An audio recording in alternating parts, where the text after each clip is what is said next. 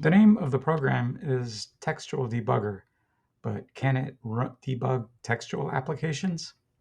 It can. Let's take a look. I'm going to run the calculator example from the textual Git repo.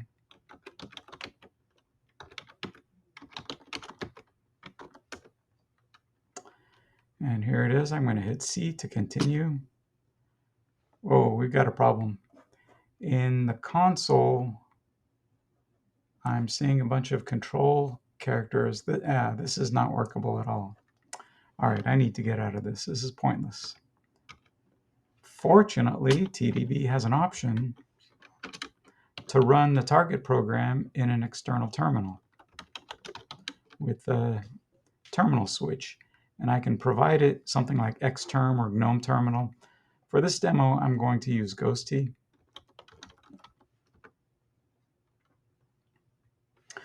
So now I've got the calculator example running in a Ghosty terminal on the left. It's completely dark because the application hasn't really started yet. It's paused in the debugger. I'm going to scroll down to some place where I can put a useful breakpoint. I had one from the last time I did this. It's at line 121 where the decimal point is pressed. So I'm going to hit C to continue, and the application comes up,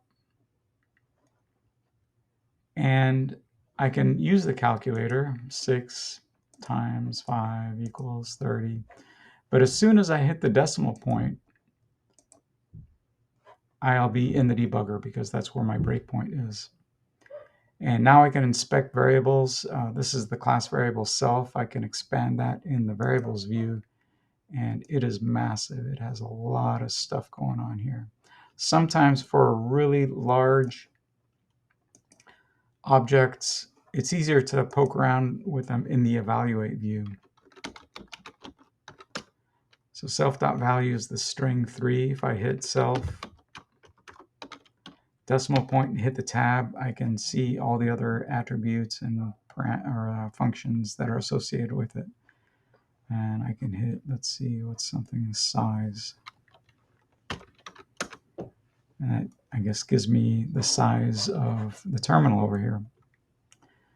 Another interesting thing inside textual applications is that it's multi-threaded, so I can take a look at the threads.